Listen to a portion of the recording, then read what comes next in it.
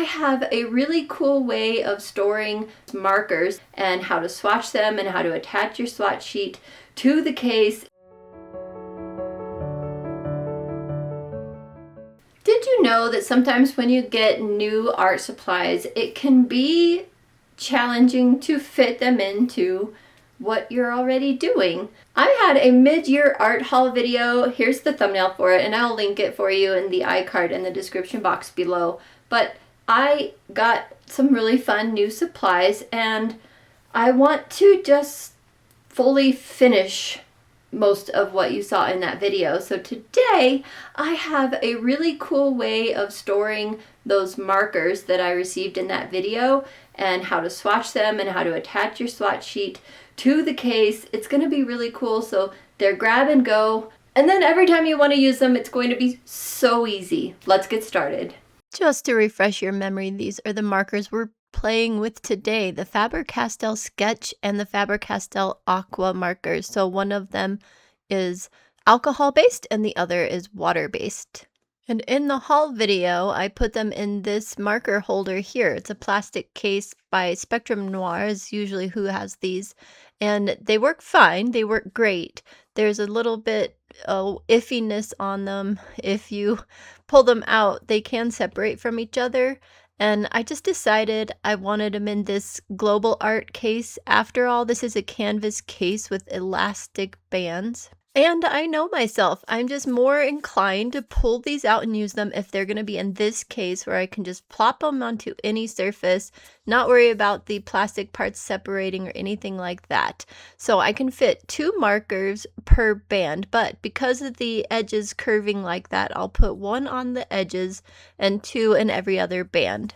I also don't have full sets of these markers, so some of the elastic bands end up with only 1 marker, which is great because it allows them to spread out, and if I find any more in other subscription boxes or anything like that, there'll be room for them. Now these cases are really popular, or they were really popular many years ago in the colored pencil world because they would hold 120 colored pencils, and that would be 3 pencils per band.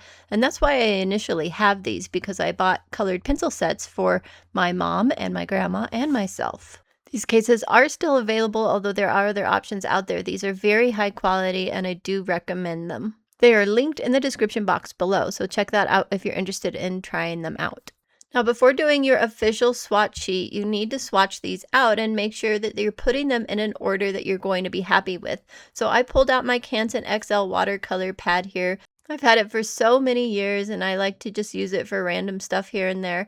And this is a great way to just go ahead and swatch these out. Now I do regret kind of that I ended up pulling the page out and cutting it apart, which is something you need to keep in mind because you don't want to put this in an important sketchbook because you need to cut them apart in order to rearrange them into the order that you want on your official swatch sheet.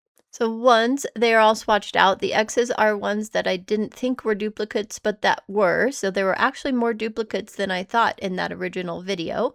And then I can just cut these out and rearrange them in the order that I am the most happy with. And before I lose track of what color is which, I am putting the color numbers on the back. Just in case these get out of order, I do have cats that walk across my studio desk, unfortunately, a little too often for my liking. So I am just playing it safe by labeling them.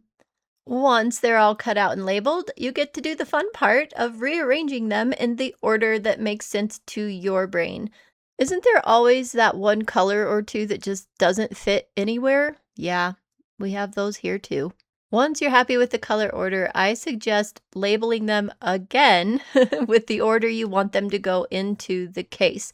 That way, if you step into the restroom or whatever and your cats walk across there and spread them all over, you'll know which order you picked and you won't have to do the process all over again. This is an important step. Don't skip it. So I did this ordering of both the aqua markers and the sketch markers, but I only showed you one of them. And now you get to put them in. And I like to do it with the small side of the marker down. It's just easier to push into the elastic bands when you're pushing the small capped end instead of the large capped end. And then you can see where I put just 1 on the corners. It will fit 2, and the zippers do go around with 2 on the corners, but I had room. And the zippers zip more easily with just 1 marker there instead of 2. And skipping past doing this second set here in the same case though, there they are, all put in, all finished. Now we can do the swatch sheet that actually attaches to the elastic bands here, making this really easy to use. But before we do that, a quick interlude. I have this bin that I have labeled extras markers. It was just on my shelf in there, not used yet, and it's the perfect size for putting the duplicate markers in there because it's long enough they can still lay down. There's room for more, so if I go through all my other markers, I know I have duplicates in other brands too. It might be good to put them in here as well. Now they have a dedicated bin for it, so this will go back on the shelf, and then this actually came off the shelf empty, so I'll just put it back up there, and if I don't end up having a use for it in the next year or so, maybe I'll just let it go. All right, back to the swatch sheet. I pulled out this artist marker pad. You're going to want to swatch on good paper that you might use with these markers the most often, or just good paper that's going to give you an accurate representation of the color of each marker. Next, you can either hold the paper up to what you're sizing or grab a ruler and measure the size you want. I want my swatch sheet just smaller than the elastic bands inside so that I'll have room on each side to put the markers in and out. Next, either draw a line and use scissors to cut or use a paper cutter like this to make a nice straight line. My paper cutter is getting a little bit dull, so I do need to change the blade here eventually, but it is working for now, and I have to make 4 of these strips in order to swatch all of the markers I have in this particular case. And since my paper is a little bit wider than the inside of this case, I just have to chop a little bit off the length of each of these 4 sheets of paper as well. The next step is to line up the swatch sheet just so, and then mark all of the in-between areas of your markers. This way you don't have to do any math or anything like that trying to divide the paper equally. Plus, we only have 1 marker in some of the slots, and so just doing this with your pencil and paper laid over the top is the fastest and easiest way to go about doing this. I did find it is best to put a little pencil mark on the bottom of each swatch sheet too, so you have a place to swatch to. That way your swatches don't end up a little bit diagonal. I also like to put the single swatch all the way down, and then once it's dried just a tiny bit, sometimes even by the time you're done with your swatch, it'll be dry enough to go over part of it with a second layer, because that's often what you do when you're coloring, is you will do layers with the same color in order to darken them. So on these swatches, I'll be able to see right away if I put a second layer over this, how dark will it get. And you can do up to 3 or 4 layers if you choose. I just chose to do the single bottom layer and the second top layer over about half of it. And I do have to say that it's super satisfying once you've done this to lay this back over your case and have it line up with all of your markers in the order there. Now I'm going to show you how to attach this swatch sheet to this case so that it's always there and it doesn't just fall out. First things first, pick some thread. This is ancient and a little bit dirty and not the strongest, so I would recommend picking a slightly stronger thread than this. Although this worked, it only broke on me once. And then you'll want to cover each of your swatch sheets with clear packing tape, or you can run it through a laminating machine if you have one. Just get it to be a little bit tougher before you do this next step by covering it with tape. It also protects your colors and keeps them pretty. So I doubled up my thread because it's very thin, and even if you have thicker thread, it's probably a good idea to double it up. And if you don't know how to sew or anything like that, there is another alternative to doing this towards the end of the video. It's not as good, it doesn't work as well, but you can see it is actually really hard to get the sewing needle through these because you have the tight elastic. This elastic is designed to be snug.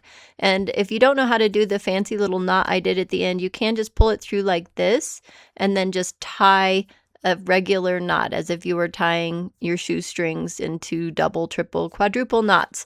So even though I did that knot at the end, I did notice they sometimes pull through the elastic, because the elastic is flexible. I went ahead and did the knot at the end just to keep my thread together, and then just did these and tied my hand in the middle of it as well. But that keeps the end of that secure, and then you just have to work your needle through the paper and elastic. And I found that keeping the marker in there and kind of keeping it above the case itself, keeping the elastic lifted is what I am trying to say, will help you get that needle in there. But I did have to pull the marker out a couple of times and just put the end of the marker in and kind of lift the elastic off of the bottom just a little bit. So while this is not necessarily a difficult process, dealing with the tightness of the elastic and the paper being paper, although that packing tape pretty well solves that problem, it's nice and snug, it's just hard to kind of feed that through. So you have to have patience. And definitely, if you have thimbles, like I already mentioned, thimbles would be really good.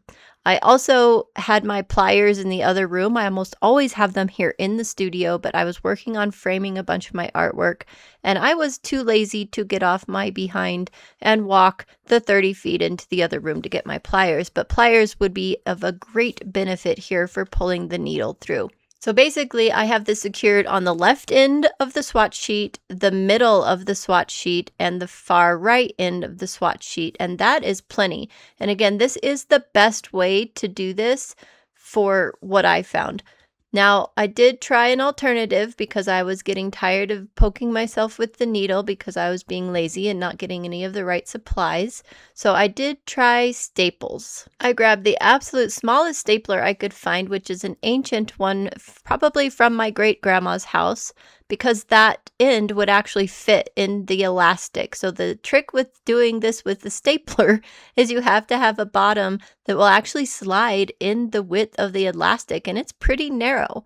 So this works really well. It's fast and it's easy. However, it does scratch the markers, and there's no way for me to flip it around and have the pointy side up, but if you want to do this instead and you don't mind the barrels of your markers getting a little bit scratched up, it does work. It keeps the paper in there fairly securely.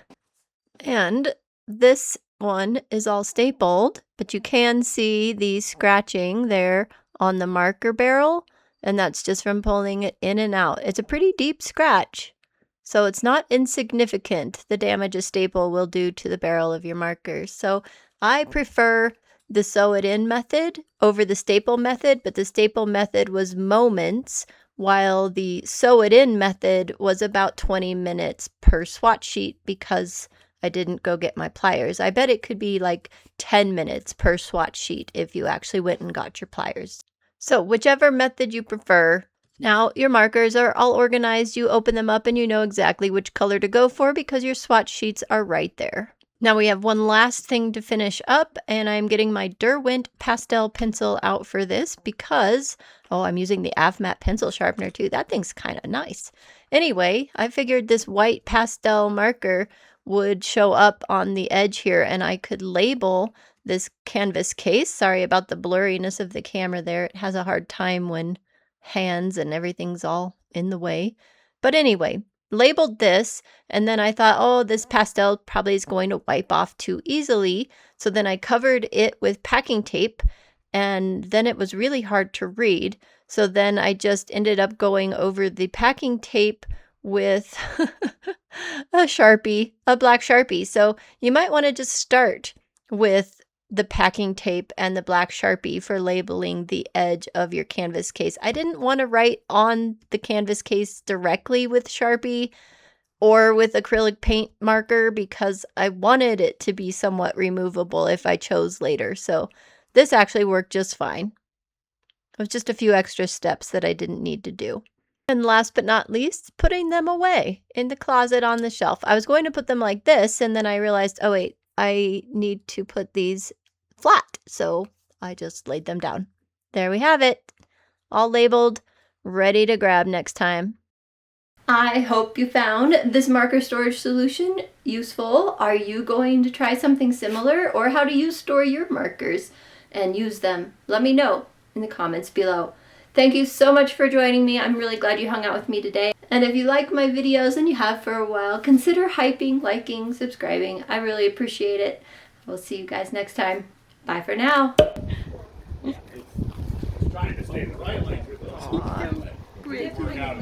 She's so cute. It's done. The rear end realistically. This one wants to go to bed. That one's fluffy. Did you see that one? Yes, I held him and he was a crybaby.